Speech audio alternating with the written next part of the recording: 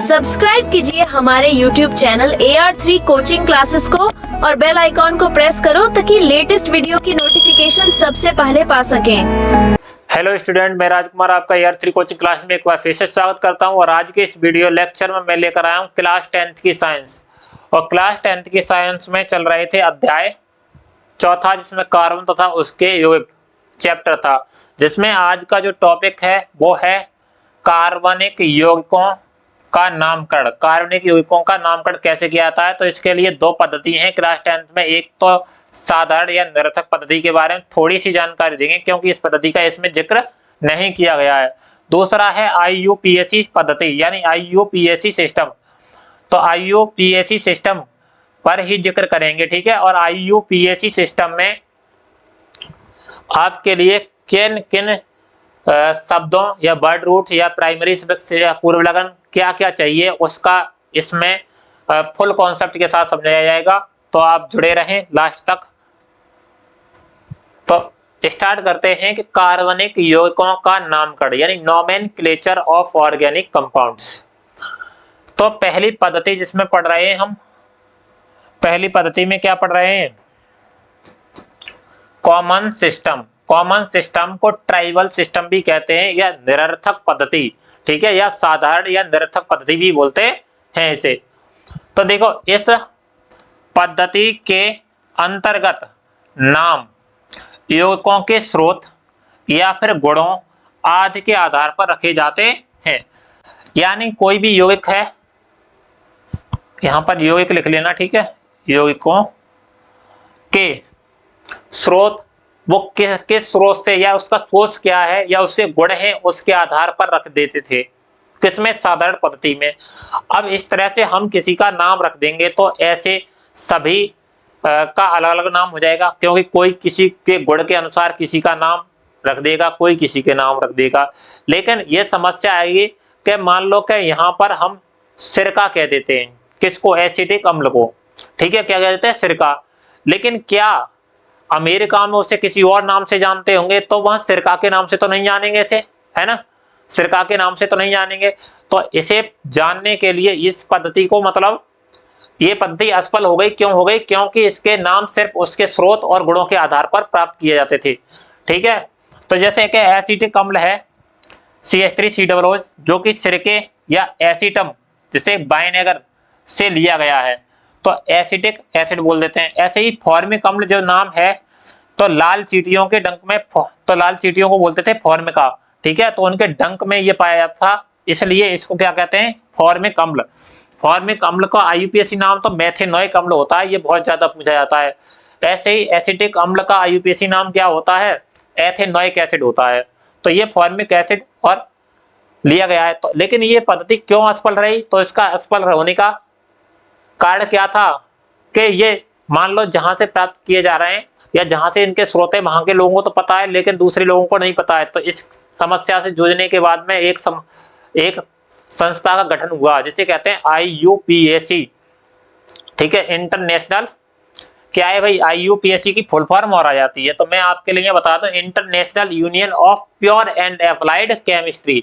एक संस्था बनी, international union of pure and applied chemist.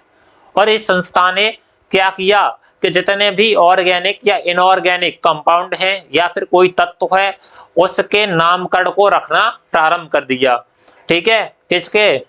उनके तत्वों को, तत्व हो या फिर कोई भी हो, ठीक है, यौगिक हो या फिर कार्बनिक यौगिक हो या अकार्बनिक यौगिक, उनके नामकरण को किस संस्था ने प्रारंभ किया? IUPAC ने, ठीक है। और इसी के आधार पर हम पूरे देश में या पूरे वर्ल्ड में जिस नाम से किसी को जानेंगे, तो प्रत्येक देश का व्यक्ति उस नाम से समझ जाएगा। जैसे कि मैथेन है ना, तो मैथेन को यहाँ पर मार्स गैस भी कहते हैं, और मैथेन को हर नाम से, IUPAC नाम क्या है? मैथेन, ठीक है।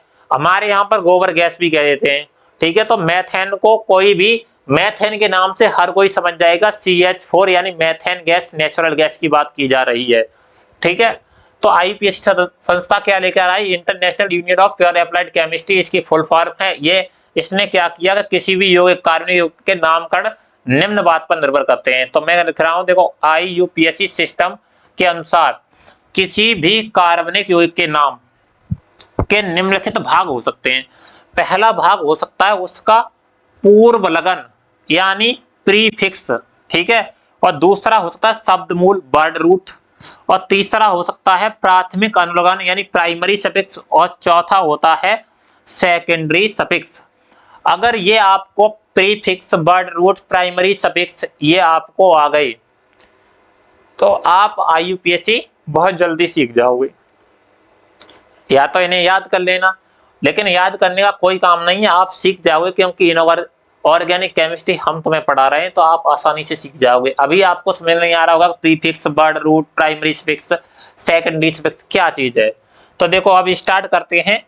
तो पहले मैं लिखवा दूं कि प्रीफिक्स होते क्या हैं।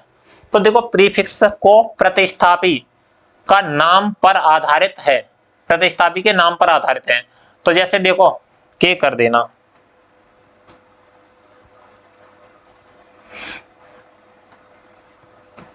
के नाम पर आधारित। तो जैसे एक होता है प्रतिस्थापी एल्किल ग्रुप, एल्किल ग्रुप जैसे एथिल, मैथिल, प्रोपिल, ब्यूटिल इस तरह के पाए जाएंगे, ठीक है। तो एल्किल ग्रुप क्या होता है कि एल्केन में से एक हाइड्रोजन कम करने पर एल्किल ग्रुप प्राप्त होता है। तो मैं यहाँ एक टेबल बना दे रहा हूं, आपको ज्यादा नहीं समझना है, बस आपको ऐसे समझ लेना है। ये कोई प्रतिस्थापी है, ठीक है, प्रतिस्थापी यानी साइड चेन मान लीजिए या सब्स्टिट्यूट, ठीक है। और यहां पर उसके क्या है प्रीफिक्स क्या लगाते हैं या अनुलग्न क्या लगाते, सॉरी पूर्वलग्न क्या लगाते हैं। तो देखो जैसे मैं मानूं कि यहां पर अगर CH3 इस तरह से सिंगल बॉन्ड CH3 है तो उसका नाम क्या होगा। तो एक कार्बन को मैथ पढ़ते थे, तो यहां पर हो जाएगा मैथिल, क्या हो जाएगा मैथिल। अगर ऐसे ही दो कार्बन हो CH3 और CH2 CH3, या हम इसे ऐसे भी बोल सकते हैं कि C2H5 क्या हुआ C2H5 के रूप में मिल जाए, या single bond CH2 single bond CH3 इस रूप में होगा। तो इसे हम क्या पढ़ेंगे, देखो दो कार्बन है तो उसे एथ पढ़ते हैं और एथिल लगा देंगे, क्या लगा देंगे एथिल बाई एल, ठीक है। ऐसे अगर तीन कार्बन वाला मिल जाए CH2 CH2 और CH3, ठीक है। तो अगर ये तीन कार्बन वाला बन जाए या हमें इस रूप में बन जाए कि C3H कितने 7, तो इसे पढ़ेंगे प्रोपिल, प्रोपिल क्या पढ़ेंगे प्रोपिल।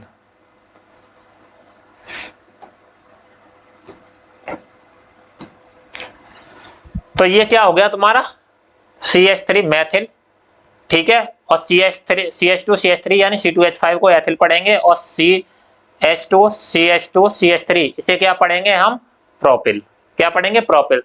तो ये साइड चेन के रूप में पाए जाते हैं किसी भी कंपाउंड में, साइड चेन के रूप में। अभी आपको समझ नहीं आ रहा होगा कि मैं साइड चेन कैसे समझा रहा हूं, तो साइड चेन जैसे मैं समझा दे रहा हूं। देखो यहाँ पर CH3 CH और ये लगा है CH3 और CH3, तो ये तो एक मेन चेन, और इसमें ये साइड चेन के रूप में CH3 लगा है, तो इसका नाम होता है मैथिल, ठीक है। इसका नाम पहले लिखते हैं, क्या करते हैं इसका नाम पहले लिखते हैं। ऐसे ही दूसरा देखेंगे कि इनके बावजूद भी कुछ और होते हैं जो प्रीफिक्स के रूप में यूज करे जाते हैं। जैसे देखो एक होगा फ्लोरीन, ठीक है, एक होगा क्लोरीन, ये भी प्रीफिक्स के रूप में होते हैं, और ब्रोमीन और आयोडीन, और एक होता है NO2। हाई स्कूल में आपके इतने ही है, हाई स्कूल में कितने हैं इतने ही है। इसके बावजूद जैसे अन्य किस्म देखेंगे तो बहुत सारे हैं। तो फ्लोरीन अगर ये आ जाए तो इसे क्या पढ़ते हैं, इसका नाम क्या होता है फ्लूरो, ठीक है। और क्लोरीन आ जाए तो इसका नाम क्या होगा क्लोरो, और Br आ जाए ब्रोमीन तो इसको क्या करेंगे ब्रोमो,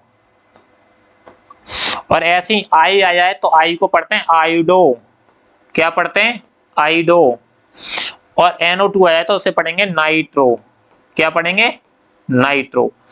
तो ये आपके क्या हैं प्रीफिक्स, जब भी लगाएंगे इन्हें अगर ये मिल जाए fluorine, chlorine, bromine, iodine, NO2, ठीक है, या CH3, CH3, CH2, अगर ये साइड चेन के रूप में मिल जाते हैं या प्रतिस्थापियों के रूप में मिल जाते हैं, तो हम इनके नाम, अगर CH3 मिलती है तो इसे मैथिल, और CH single bond CH2 CH3 मिलती है तो इसे बनेंगे एथिल या C2H5 के रूप में, और CH2 CH2 CH3 मिलती है तो इसे प्रोपिल पढ़ेंगे।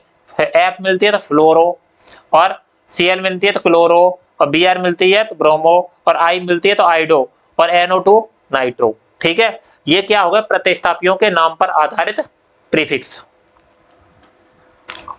अब इसके बाद होते हैं बर्ड रूट। तो बर्ड रूट को कैसे पढ़ते हैं, है ना। तो बर्ड रूट कौन कौन से होते हैं, तो मैंने कहा नंबर ऑफ कार्बन, कार्बन अगर कार्बन की संख्या 1 होगी C1, तो उसका नाम होता है मैथ। क्या होता है, मैथ। अगर कार्बन की संख्या 2 होगी तो उसे पढ़ेंगे एथ, और कार्बन की संख्या 3 होगी तो उसे पढ़ेंगे प्रोप, और कार्बन की संख्या 4 होगी C4 तो उसे पढ़ेंगे ब्यूट, और कार्बन की संख्या 5 होगी तो उसे पढ़ेंगे पेंट, और कार्बन की संख्या 6 होगी तो उसे पढ़ेंगे हेक्स,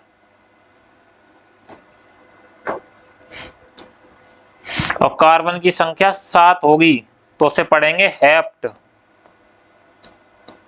और कार्बन की संख्या 8 होगी तो उसे पढ़ेंगे ऑक्ट, कार्बन की संख्या 9 होगी तो उसे पढ़ेंगे नॉन, और कार्बन की संख्या 10 होगी तो उसे पढ़ेंगे डेक। ये आप अवश्य याद कर लेना। अगर कार्बन किसी भी कंपाउंड में 1 है तो उसे मैथ, 2 है तो एथ, 3 है तो प्रोप, 4 है तो ब्यूट, 5 है तो पेंट, 6 है तो हेक्स, 7 है तो हेप्ट, 8 ऑक्ट, 9 नॉन, और 10 डेक। एक बार फिर से रिवीजन कर लीजिए। कार्बन की संख्या 1 तो मैथ, कार्बन की संख्या 2 तो एथ, कार्बन की संख्या 3 तो प्रोप, कार्बन की संख्या 4 तो ब्यूट, कार्बन की संख्या 5 तो पेंट, कार्बन की संख्या 6 तो हेक्स, कार्बन की संख्या 7 तो हेप्ट, कार्बन की संख्या 8 तो ऑक्ट, और कार्बन की संख्या 9 तो नॉन, और कार्बन की संख्या 10 तो डेक।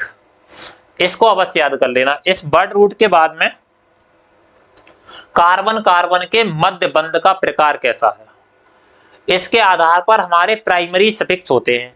अगर कार्बन कार्बन के बीच में सिंगल बॉन्ड है, कार्बन कार्बन के बीच में सिंगल बॉन्ड है, ठीक है, तो कार्बन कार्बन के बीच में क्या है, ये सिंगल बॉन्ड, तो उसके पीछे क्या लगा देंगे प्राइमरी सफिक्स में ANE। ये मैंने हाइड्रोकार्बन वाले में बताया था। अगर कार्बन कार्बन के बीच में, और ऐसे कार्बन को क्या बोलते हैं हम, संतृप्त यानी सैचुरेटेड हाइड्रोकार्बन, सैचुरेटेड हाइड्रोकार्बन, जिनमें क्या है एल्केन, है ना, एल्केन थी, क्या थे, एल्केन। तो एल्केन में ऐसा हुआ था कि कार्बन कार्बन के बीच में सिंगल बॉन्ड होता है और उसके पीछे क्या लगा देते हैं ANE, और यदि कार्बन कार्बन के बीच में डबल बॉन्ड हो, क्या हो, डबल बॉन्ड, तो ऐसे हाइड्रोकार्बन को क्या बोलते थे हम, ऐसे हाइड्रोकार्बन को क्या बोलते थे, असंतृप्त हाइड्रोकार्बन, यानी अनसैचुरेटेड हाइड्रोकार्बन, अनसैचुरेटेड हाइड्रोकार्बन, और इसे एल्कीन पढ़ते हैं। क्या पढ़ते हैं, एल्कीन। तो कार्बन कार्बन के बीच में डबल बॉन्ड है तो उसे एल्कीन पढ़ेंगे। इसके सफिक्स में क्या लगा देंगे, ENE, ठीक है, क्या लगा देंगे, ENE। एक और रह गया तुम्हारा,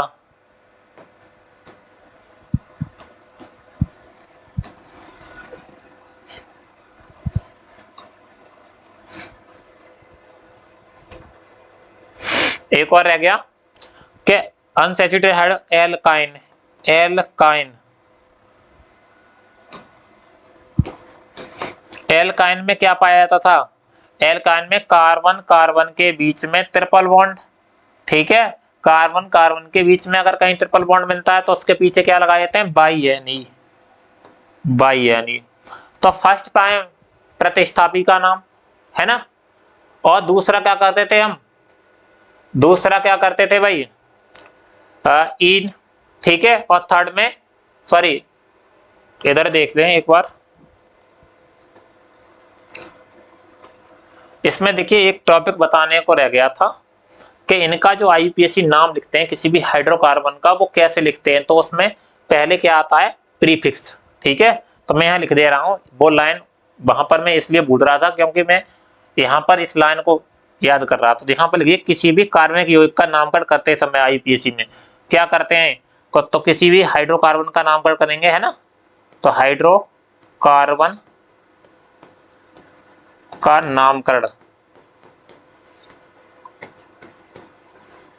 करते समय एक बात याद रखेंगे, सबसे पहले क्या आएगा, प्रीफिक्स, है ना, प्रीफिक्स। उसके बाद क्या आएगा, वर्ड रूट, वर्ड रूट। और उसके बाद क्या आएगा, प्राइमरी सफिक्स, प्राइमरी सफिक्स। उसके बाद क्या आएगा, सेकेंडरी सफिक्स।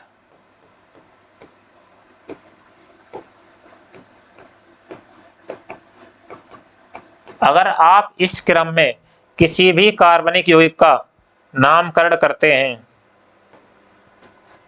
किसमें, इस क्रम में, ठीक है। पहले क्या लिखेंगे, प्रीफिक्स, उसके बाद वर्ड रूट, उसके बाद प्राइमरी सफिक्स, उसके बाद सेकेंडरी सफिक्स। तो आसानी से आप कर सकते हैं। तो इसके लिए हमें प्रीफिक्स आने चाहिए, वर्ड रूट आने चाहिए, प्राइमरी सफिक्स आने चाहिए, सेकेंडरी सफिक्स आने चाहिए। तो मैंने आपको प्रीफिक्स करा दिए, है ना। उसके बाद क्या करा रहा हूँ, वर्ड रूट करा दिए, ठीक है। और वर्ड रूट के बाद में अब तीसरे नंबर पर प्राइमरी सफिक्स करा दिए। अगर कार्बन कार्बन के बीच में सिंगल बॉन्ड है तो यानी कार्बन कार्बन के बीच में डबल बॉन्ड है तो सफिक्स में क्या लगा देंगे, यानी। और कार्बन कार्बन के बीच में ट्रिपल बॉन्ड है तो बाई यानी लगा देंगे, ठीक है। अब इसके बाद क्या हुआ कि ये तो आपका हो गया, बाई यानी लगा देंगे। इसके बाद है सेकेंडरी सफिक्स, सेकेंडरी सफिक्स। अब सेकेंडरी सफिक्स होते हैं, उनको कैसे लिखते हैं, तो सेकेंडरी सफिक्स में आते हैं एल्कोहल। कौन रह गया, एल्कोहल। तो अगर एल्कोहल का जो ग्रुप होता है वो होता है तुम्हारा सिंगल बॉन्ड OH, ठीक है। क्या होता है, ग्रुप। और सेकेंडरी सफिक्स में अगर OH मिल जाए किसी में लगा हुआ तो उसे हम क्या लिखते हैं, उसका सफिक्स में लगा देते हैं OL। क्या लगा देंगे, OL, ऑल, ठीक है। ऐसे ही एल्डिहाइड, एल्डिहाइड का जो ग्रुप होता है वो होता है सिंगल बॉन्ड CHO, ठीक है। और ये CHO को ऐसे भी ले सकते हैं, C सिंगल बॉन्ड H और डबल बॉन्ड O, ठीक है। C सिंगल बॉन्ड H या डबल बॉन्ड H, या फिर ऐसे भी ले सकते हैं, देखो C double bond O single bond और सिंगल बॉन्ड H। इस तरह से हम CHO को भी ले सकते हैं, ठीक है, CHO को लिख सकते हैं। तो देखिए यहाँ पर, तो इसका अगर हमें ये मिल जाए कौन, एल्डिहाइड, तो हम क्या लगा देंगे, AL, सफिक्स में क्या लगा देंगे, AL। ऐसे ही कीटोन, कीटोन का होता है CO, ठीक है। क्या होता है, CO। और CO को इस तरह से भी देखने को मिल जाएगा, C single bond double bond O। इस तरह से भी कीटोन का देखने को मिलता है। तो आप दोनों तरह से अपने बना लेना, ठीक है, या फिर मैं ही बना दूं,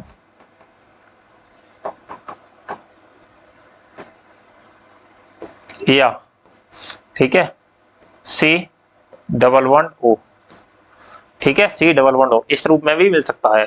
तो देखो यहां पर क्या लगा सकते हैं हम, अल। तो यहां पर कीटोन में क्या लगाएंगे, ONE, सफिक्स में क्या लगा देंगे, ONE, ठीक है। सेकेंडरी सफिक्स में क्या लगाएंगे, ONE। कार्बोक्सिलिक अम्ल का आपको मिलता है COOH, single bond C double bond OH। इसको ऐसे भी लिखा मिल सकता है कि C डबल बॉन्ड O और ये है तुम्हारा O, सॉरी ये सिंगल बॉन्ड O और सिंगल बॉन्ड H, इस रूप में भी मिल सकता है। या फिर OH एक साथ ही लिखा मिल सकता है, देखो इस तरह से OH। तो आप समझोगे कि OH मिल गया तो एल्कोहल का लेंगे नहीं, COOH या फिर COOH। तो इसे कार्बोक्सिलिक एसिड कहते हैं। और कार्बोक्सिलिक एसिड में क्या सफिक्स में लगा देते हैं, ओइक एसिड, ओइक एसिड, क्या लगाए थे, ओइक एसिड। तो अगर एल्कोहल आएगा तो उसमें OH ग्रुप आएगा, क्या आएगा, OH, तो उसे सफिक्स में क्या लगा देंगे, OL। और एल्डिहाइड आएगा तो CHO ग्रुप आएगा, तो सफिक्स में क्या लगा देंगे, AL। और कीटोन में क्या आएगा, CO यानी ऑन लगा देंगे। और ऐसी कार्बोक्सिलिक एसिड है तो उसमें आएगा COO, ठीक है, क्या आएगा, COOH, ओइक एसिड। इस तरह से हम जो हाई स्कूल की NCERT है उसमें दिया गया है, तो मैंने उसको स्पष्ट रूप से लिख दिया किस तरह से उनका नामकरण करेंगे। लेकिन एक बात और बता दूं इसी के साथ साथ, नामकरण करने की स्थिति के साथ साथ, का IUPAC प्रणाली के अनुसार मुख्य क्रियात्मक समूहों को लिखने की वरीयता क्रम, कि जैसे मुख्य क्रियात्मक समूह है उन्हें कैसे हम लिखें, तो वरीयता क्रम है कि सबसे पहले हम COOH सबसे ज्यादा वरीयता देंगे। जब भी नामकरण लिखेंगे कि ऐसी कोई भी IUPAC नाम आए जिसमें मतलब सभी मिश्रित दे दिए हों, तो सबसे पहले कार्बोक्सिलिक एसिड का लिखेंगे, उसके बाद किसका लिखेंगे, एल्डिहाइड का। एल्डिहाइड का क्या होता है, CHO। और उसके बाद कीटोन का जिसमें C+O होता है। उसके बाद एल्कोहल आता है वरीयता क्रम में, OH जिसमें क्या होता है, OH ग्रुप में। और एल्कीन आती है जिसमें कार्बन कार्बन के बीच में डबल बॉन्ड होता है। और फिर क्या आती है, एल्काइन, C+C।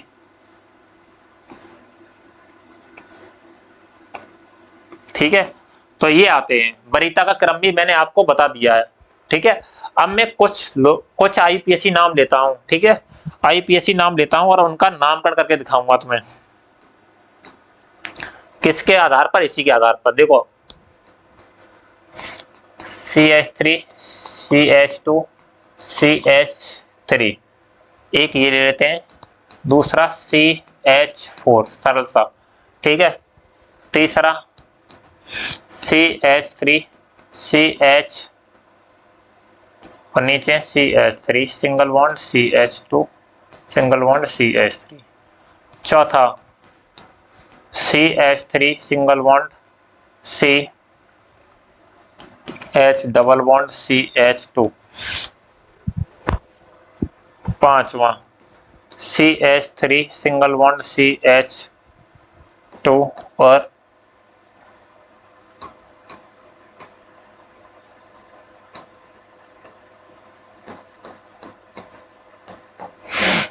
पांचवा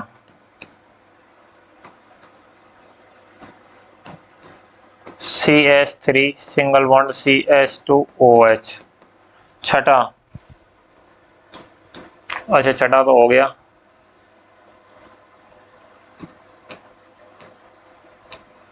सातवां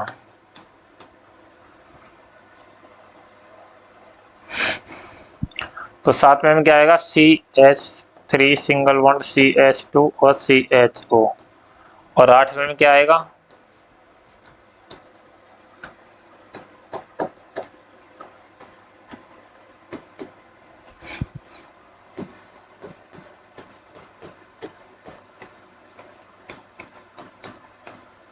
ये मैंने ले लिए हैं कुछ। ठीक है, वैसे तो मैं इनके लिए अलग अलग टॉपिक पर वीडियो बनाऊंगा जिससे आप सीख भी जाएंगे और आपकी प्रैक्टिस भी हो जाएगी, लेकिन मैं इससे जो अभी मैंने बताया था उस नियम से करके दिखाएंगे। नियम क्या था कि सबसे पहले प्रीफिक्स, उसके बाद में क्या आएगा, वर्ड रूट, उसके बाद में प्राइमरी सफिक्स, उसके बाद सेकेंडरी सफिक्स, इस क्रम में बनाएंगे।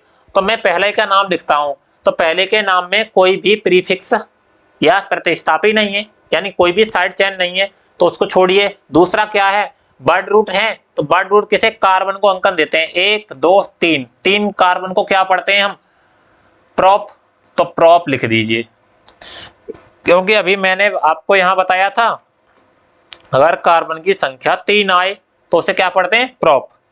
कार्बन की संख्या 3 आए तो उसे क्या पढ़ते हैं, प्रॉप, तो इसलिए मैं लिखते हैं प्रॉप।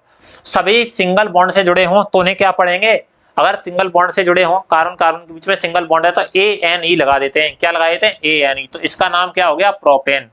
देखो कितना आसान है, हो गया प्रोपेन। ऐसे ही यहाँ पर कार्बन कितनी है, 1, तो अब इसमें सफिक्स प्रीफिक्स को कुछ भी नहीं लगा है, सिर्फ कार्बन है, तो कितनी है, 1, एक कार्बन को क्या पढ़ते थे, मैथ, और एक कार्बन सभी सिंगल बॉन्ड से जुड़ी हुई है तो मैथेन। सबसे ज्यादा इंपॉर्टेंट है, ये पूछ लेते हैं, ये इस तरह से सिंगल बॉन्ड से जुड़ी है, फिर आप भूलो, इसका नाम क्या हो गया, मेथेन। इसका नाम क्या से लिखेंगे, तो देखो सबसे पहले प्रतिस्थापी, प्रतिस्थापी ये है, तो प्रतिस्थापी का नाम लिखिए। अगर यहाँ पर CH3 आया तो उसे मैंने बताया था मैथिल, मैथिल कहाँ पर लगा हुआ है, दूसरी पोजीशन पर, 1 2 3 4 अंकन अवश्य करते हैं, तो दूसरी पोजीशन पर क्या लगा है, मैथिल, तो इसे लिखेंगे 2 मैथिल। याद रहे ये 2 मैथिल नहीं है, यहाँ 2 पोजीशन पर लगा हुआ है इसलिए 2 लिखा गया है, 2 मैथिल। और 4 को क्या पढ़ देंगे, कार्बन की संख्या 4 हो तो बर्ड रूट क्या आएगा, ब्यूट, ब्यूट। और किससे जोड़ देंगे, सभी कार्बन कार्बन सिंगल बॉन्ड से हैं तो ब्यूटेन। तो देखो यहाँ पर आगे कोई भी सेकेंडरी सफिक्स तो दिया नहीं है। अब आ जाओ इसमें चलते हैं, ठीक है। यहाँ पर 1 2 3, ठीक है, क्या है 3। तो यहाँ पर देखिए बर्ड रूट कितने हैं, तो बर्ड रूट 1 2 3, 3 को क्या पढ़ेंगे, कार्बन होगा तो प्रॉप। लेकिन बात ये है कि प्राइमरी बर्ड रूट के बाद में आता है प्राइमरी सफिक्स, प्राइमरी सफिक्स में कार्बन कार्बन के बीच में डबल बॉन्ड आ गया, और कार्बन कार्बन के बीच में डबल बॉन्ड आता है तो क्या लगा देते हैं, ENE, ठीक है। तो क्या हो जाएगा, इसका नाम प्रोपीन। लेकिन अंकन इधर से करेंगे, ये अंकन करने का तरीका गलत है, 1 2 और 3, ठीक है। इधर से अंकन नहीं करेंगे क्योंकि अंकन उस सिरे से करते हैं जिधर से डबल बॉन्ड निकट पड़ता हो, तो प्रोपीन बन। ऐसे ही इसमें अंकन इधर से करेंगे, 1 2 3, 3 पर क्या होता है, प्रोप। लेकिन बताइए कार्बन कार्बन के बीच में ट्रिपल बॉन्ड आए तो क्या लगा देते हैं, बाई NE, तो ये क्या हो गया, प्रोपाइन। कार्बन कार्बन के बीच में ट्रिपल बॉन्ड आए तो प्रोपाइन। ऐसे ही देखो 1 2, तो कितने कार्बन है, 1 और 2। बर्ड रूट में सदैव कार्बन हो गए, कार्बन कितने हैं, 2, तो 2 को क्या पढ़ते थे, एथ, ठीक है, एथेन। इधर समझिए, 2 को क्या पढ़ते थे, एथ, कार्बन कार्बन के बीच में सिंगल बॉन्ड है, ANE लगा दीजिए। लेकिन ANE में क्या कहते हैं, OH है, तो OH कुल OH को क्या पढ़ते थे हम, क्या हो गया ये,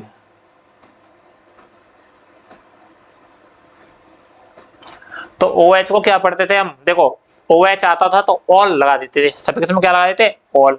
तो हमने क्या किया कि देखो एथेन 2 कार्बन है, उसके साथ साथ हम क्या कर रहे हैं, OH ग्रुप आया, उसे क्या पढ़ते थे, ऑल, क्या पढ़ते थे, ऑल। अब बेटा ऑल पढ़ते थे, लेकिन कार्बन कार्बन के बीच में सिंगल बॉन्ड था, ANE लगा दिया, ठीक है। तो सेकेंडरी में क्या लगा देंगे, ऑल, तो इसका नाम क्या हो जाएगा, एथेनॉल, क्या हो जाएगा, एथेनॉल। ऐसे यहाँ क्या, 1 2 3, इसमें 3 कार्बन, 3 कार्बन क्या करेंगे, प्रो पे प्रोप, सभी सिंगल बॉन्ड से जुड़े हैं, ANE लगा दीजिए, E हटाकर क्या लगा देंगे, अल। क्यों लगा देते हैं अल, क्योंकि यहाँ पर ग्रुप कौन सा है, एल्डिहाइड, इसमें अल सफिक्स बताया गया था। यहाँ पर कार्बोक्सिलिक एसिड है जिसके पीछे क्या लगाते हैं, ओइक एसिड। तो देखो इसमें कार्बन को अंकन देंगे 1 2, 2 को हो गया क्या, एथ, 2 पर क्या हो गया, एथ, और एथ हो गया तो मैंने कहा था ओइक एसिड जोड़ देंगे, तो एथेन सभी सिंगल बॉन्ड से जुड़े हैं तो ओइक एसिड, एथेनोइक एसिड, इसका IUPAC नाम क्या हो गया, एथेनोइक एसिड।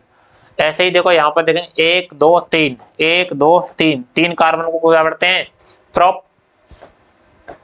अब कीटोन है, CO ग्रुप आ रहा है तो प्रोपेन, और उसमें क्या जोड़ देंगे, प्रोपेन में ऑन, तो प्रोपेनॉन।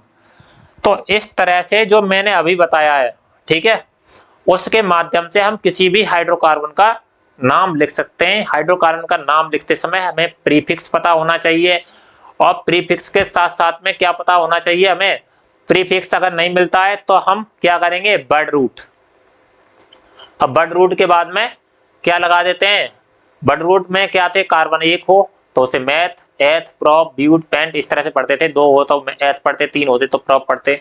उसके बाद आया था हमारा प्राइमरी सफिक्स, प्राइमरी सफिक्स में अगर कार्बन कार्बन के बीच में सिंगल बॉन्ड हो तो क्या करते हैं, ANE, कार्बन कार्बन के बीच में डबल बॉन्ड हो तो ENE, कार्बन कार्बन के बीच में ट्रिपल बॉन्ड हो तो BiNE। इसके बाद आए थे सेकेंडरी सफिक्स, सेकेंडरी सफिक्स में अगर OH आ रहा है तो एल्कोहल, ऑल जोड़ देंगे। अगर ग्रुप कौन सा आ रहा है, CHO, तो अल जोड़ देंगे पीछे सफिक्स में, ठीक है। अगर उसके बाद भी कौन आ रहा है, COOH आ रहा है तो कार्बोक्सिलिक एसिड, तो ओइक एसिड जोड़ देंगे। अगर CO आ रहा है तो उसमें क्या जोड़ देंगे, ONE। हाई स्कूल में इतना ही दिया गया है तो मैंने इतने प्राइमरी सेकेंडरी सफिक्स बता दिए हैं। अब मैं कल जो नेक्स्ट लेक्चर होगा उसमें लेकर आएंगे IUPAC किसके, एल्केन के, एल्केन, एल्कीन और एल्काइन का IUPAC सिस्टम। तो thank you for watching full video, मिलते हैं नेक्स्ट लेक्चर में।